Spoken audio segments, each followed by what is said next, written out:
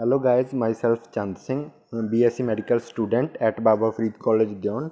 So today we are going to discuss about the basis of classification. It is an important topic from the chapter diversity in the living organism.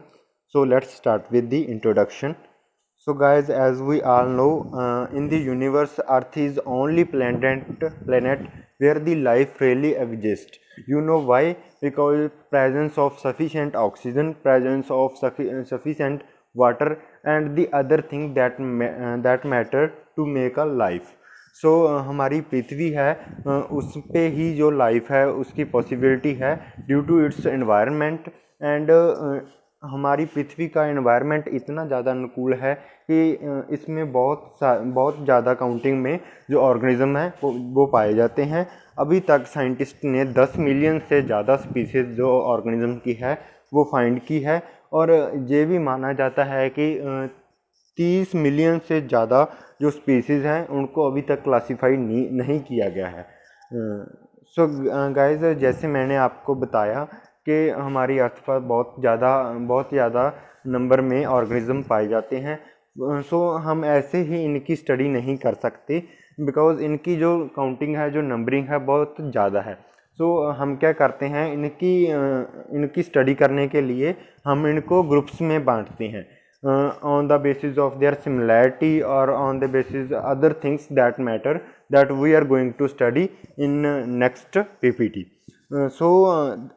जैसे कि मैंने आपको बताया, naming, identification and grouping of the all the living organism that present on earth on the basis of their similarity and the other things is known as classification. So the study of the classification, and we can say that the branch of the biology that deal with the study of classification of organism is known as taxonomy. So मैंने बताया आपको कि हम उनकी grouping करते हैं, उनको classify करते हैं। सो किन बेसिस पर हम उनको क्लासीफाई करते हैं वो हम इस पीपीटी में पढ़ेंगे। सो एक बहुत ही ज़्यादा ग्रेट साइंटिस्ट एरिस्टोटले, जिनको फादर ऑफ बायोलॉजी और फादर ऑफ जोलॉजी भी जाना जाता है, उन्होंने एक बेसिक सी क्लासिफिकेशन दी थी। उन्होंने जो हमारी अर्थ पर जो भी लिविंग ऑर्गेनिज्म हैं उनको 2 बेसिस पर ग्रुपिंग की थी, उनकी 2 बेसिस पर ग्रुपिंग की थी। One is the animal with blood, animal जिनके अंदर ब्लड है, और एनिमल विदाउट ब्लड, और वो एनिमल जिनमें ब्लड नहीं होता है।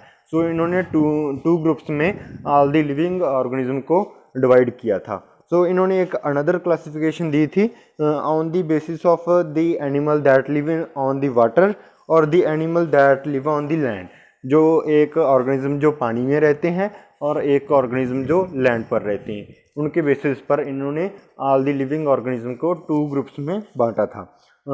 एरिस्टोटले ने ये भी बताया था कि हम ऑर्गेनिज्म को उनकी कम्प्लेक्सिटी के बेस पर भी डिवाइड कर सकते हैं।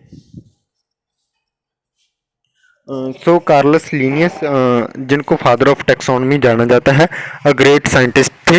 इन्होंने 2 बेसिस की बायोनॉमियल टैक्सोनॉमी दी थी। सो इन्होंने ऑल दी लिविंग ऑर्गेनिज्म को उनके रिप्रोडक्टिव पार्ट के बेसिस पर डिवाइड किया था। सो किन बेसिस पर हम ऑर्गेनिज्म को क्लासीफाई करते हैं वो हम इसमें स्टडी करेंगे। सो फर्स्ट है division of labour. So division of labour क्या होता है? इट इज़ दी फिनोमिना, एक फिनोमिना होता है जिसमें firstly all the cells are same but then they are acquire different shape and different size and become occupied for a different function, एंड वो एक डिफरेंट फंक्शन परफॉर्म करने लगते हैं। So that is known as division of labour. उनके basis पर हम जो ऑर्गेनिज्म को है क्लासीफाई करते हैं। सो ये मैंने आपको बता ही दिया था एरिस्टोटले की classification. So next, on the basis of organisation of nucleus. So guys, जो लिविंग ऑर्गेनिज्म होते हैं उनको हम उनकी ऑर्गेनाइजेशन ऑफ न्यूक्लियस के बेसिस पर भी क्लासीफाई करते हैं। वो कैसे? Some organism have well developed nucleus that is a membrane bound nucleus. That organism are placed under the eukaryotes. That organism are known as eukaryotes, while other which do not have well developed nucleus or not membrane bound or also known as nucleoid is known that organisms are placed under the prokaryotes. सो organisation of nucleus के basis पर हम इनको to groups में divide करते हैं, prokaryotes जिनमें कि न्यूक्लियस वेल डेवलप्ड नहीं होता है और यूकैरियोट्स जिनमें कि न्यूक्लियस है जो वो वेल डेवलप होता है. So next on the basis of number of cells. So all the organism which have number of cells in their body, number of different types of cell are known as multicellular, while some organisms have only single cells. For example, bacteria, amoeba, they are known as acellular or unicellular.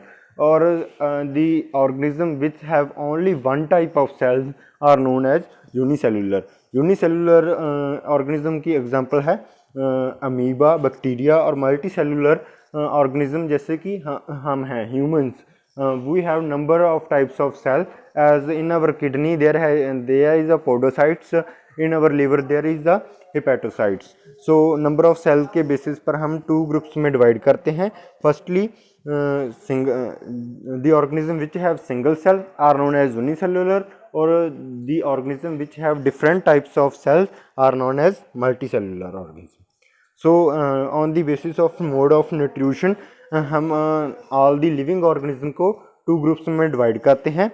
Firstly autotrophs and heterotrophs.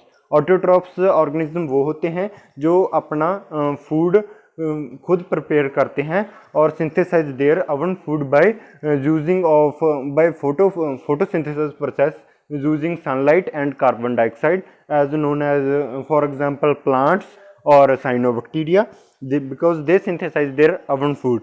Or heterotrophs that depend upon the other organism for their food, or we can say that depends upon the plants for their food and other requirements. For example heterotrophs में humans, as we all depend upon the plants for our food. So mode of nutrition के basis पर हम इनको organism को to groups में बांटते हैं.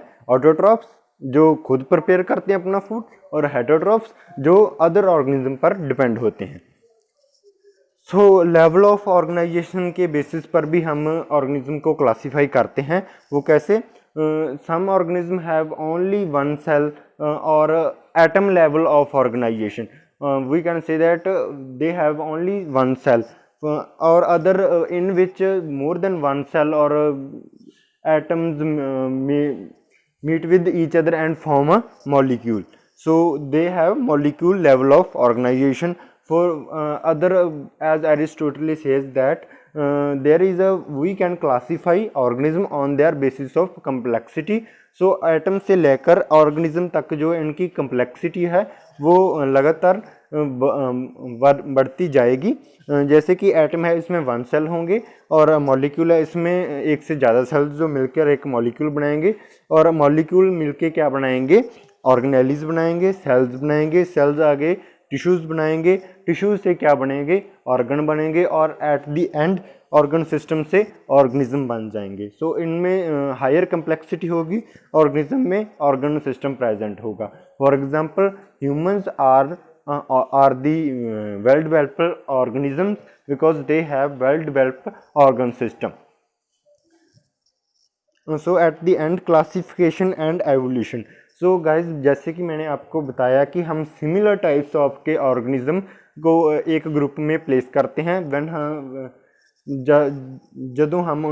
जब हम उनकी क्लासिफिकेशन करते हैं. So have you ever think why they are similar? Why these organisms are similar? So Carolus Linnaeus have found that some organisms or that have similar properties have common ancestor. और हम कह सकते हैं कि उनका जो उनके पेरेंट्स है वो सेम हो सकते हैं. जैसे कि चिंपैंजी एंड ह्यूमंस को इनकी जो प्रॉपर्टीज़ है और ज़्यादा सिमिलर हैं एक दूसरे से. सो इनको एक ग्रुप में प्लेस किया गया है। और ये भी माना जाता है कि इनके एंसेस्टर्स हैं, जो इनके पेरेंट्स के पेरेंट्स हैं, वो सिमिलर हो सकते हैं। So on the other hand, bacteria and chimpanzee has no similarity and they are placed on the different groups. So we can not say that they have evolutionary link or their parents are same or they have same ancestors. So guys, we have done all the basis of classification on the number of things that matter. So guys, as you ever think about the viruses, we have not classified the virus into any group. You know why? Because they are act as dead. They are non-living. When they are outside the host, they require host to be act as living or to for their multiplication of their genetic material. At the outside of the outside of the living body, viruses are act as dead bodies, so they are not classified under any group. So thank you guys, thank you so much.